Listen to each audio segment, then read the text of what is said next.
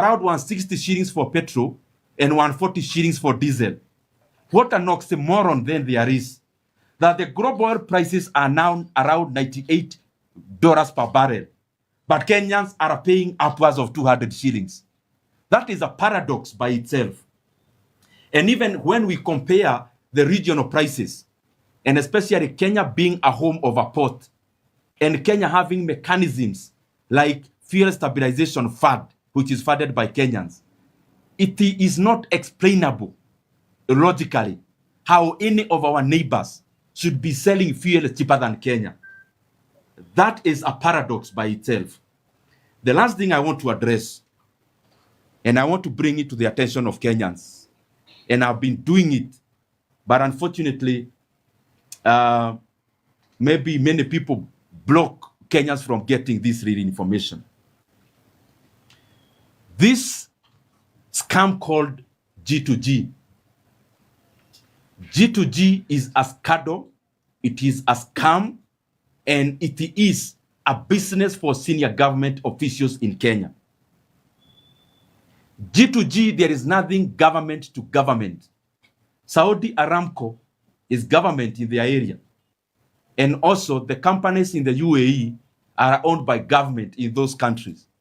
But the other G that should represent the government of Kenya, Kenyans should know that there is no government there.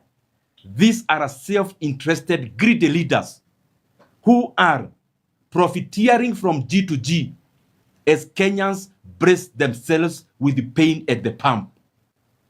G2G, I want to repeat, is a kiosk. It is a business enterprise.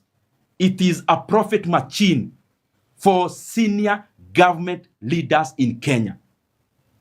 And the companies that handle 75% of G2G volumes, the ultimate beneficial owners of these companies are the same people who added fuel prices yesterday. That for them, they would rather make profits from their G2G arrangements and illegal businesses, but Kenyans to shoulder the burden and the cry. The most unfortunate bit is that they have now extended that grid from now downstream to midstream to all the levels of fuel production in Kenya. That the same cabal in government who are profiteering from G2G, they have now taken Kenyans' resources in Turkana. That the oil in Turkana does no longer belong to Kenyans. It now belongs to greedy leaders.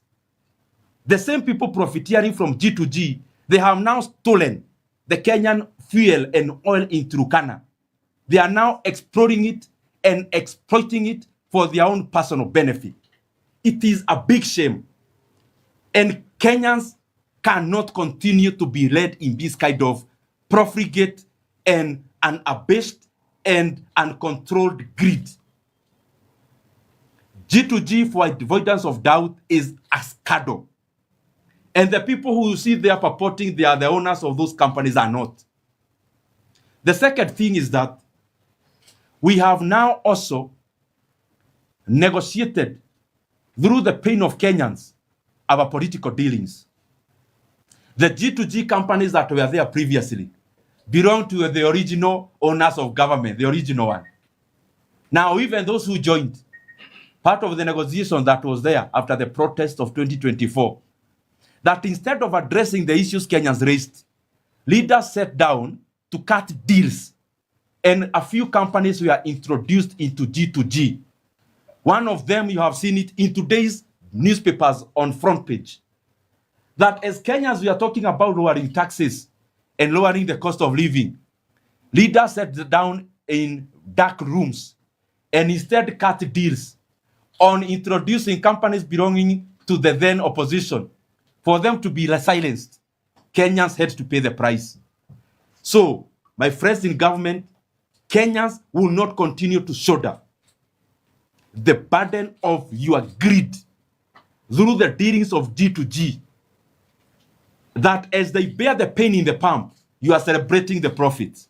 That will not continue to happen in Kenya anymore. Very lastly, the proposals you are giving are practical as well-meaning leaders. The leaders in government should not try Kenyans. Do not try Kenyans. You may be swimming in money out of the profits you are making from G2G, but Kenyans are wallowing in poverty created by the same policies. Do not try Kenyans. It is to your benefit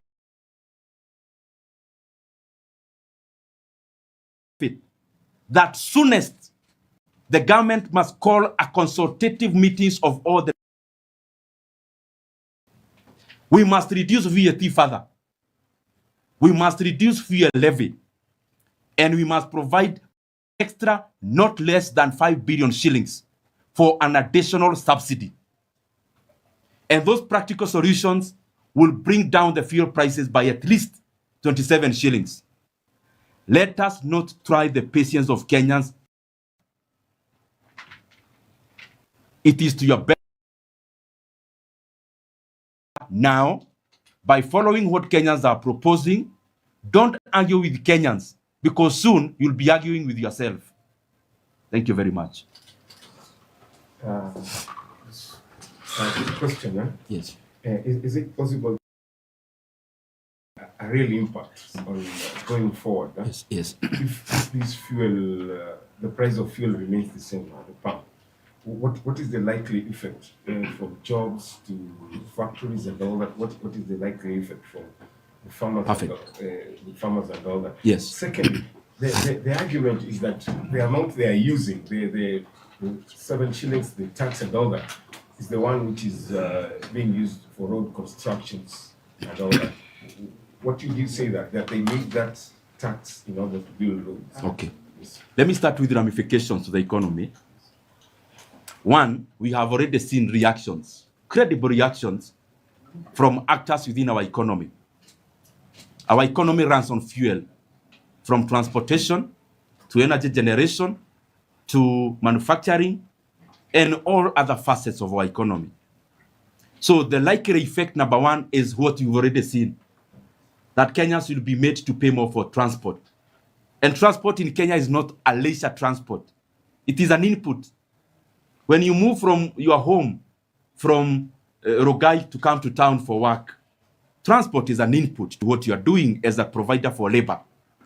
And therefore, the ramification number one is that this issue is going directly to the pockets of Kenyans to take the little that is left. The second thing is that we are now, like, after transport hiking of transport cost, the next thing you are likely to see is the prices of the manufactured products, including uga. The other thing is generation of electricity. When you look at your bill, there is money you pay for energy. Sorry. There is the amount you pay in the bill for fuel that you likely increase. So the spiral effect is quite large and huge. So that is why my proposal would have been, we spend much more money to make sure the spiral doesn't happen. The second thing we will see, by the close of this month,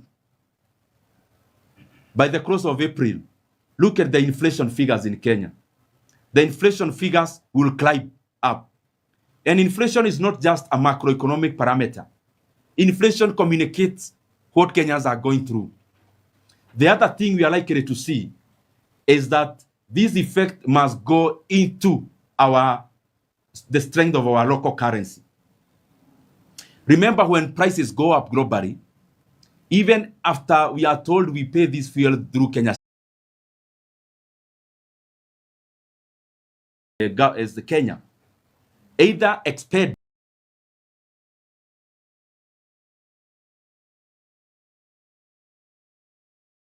to come down, it will be another long haul.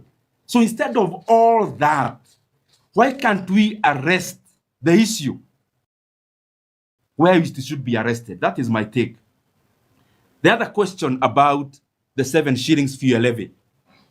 The government has been telling us that the 7 shillings securitized.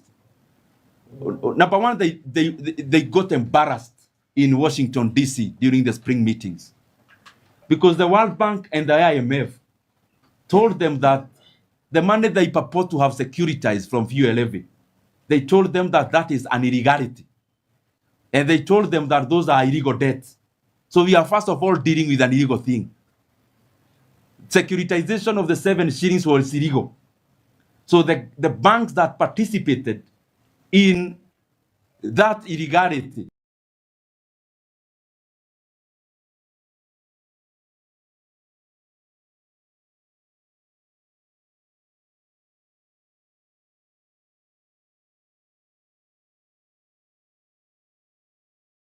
should pay for their greed also.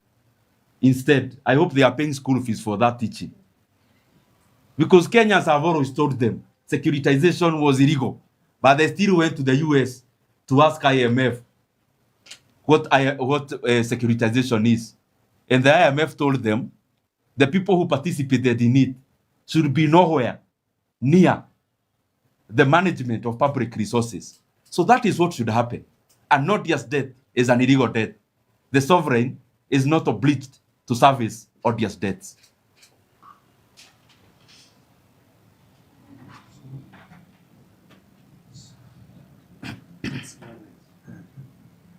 Any other?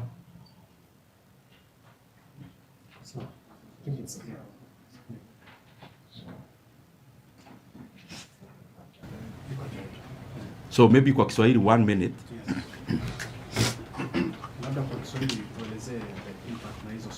Okay. Asante sana. Na leo Wakenya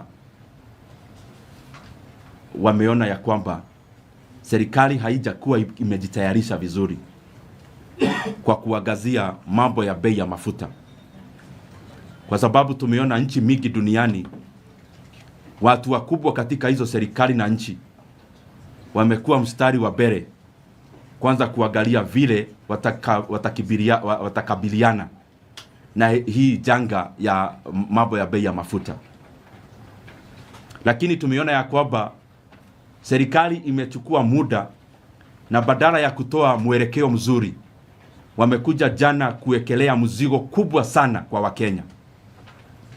Jaka niseme ni kwamba bei ya mafuta katika ulimwengu ile inapimwa katika dollars per barrel ilikuwa juu zaidi mwaka wa 2022, ambapo tuliona a barrel of oil ilikuwa dola 110, ambapo tuliona a barrel of oil ilikuwa dola 115 hivi. Lakini mafuta hapa Kenya ilikuwa 5 hivi. Lakini mafuta hapa Kenya ilikuwa shilingi 160 kwa petroli na 140, ya kwamba uchumi wa Kenya umeanza fighting back.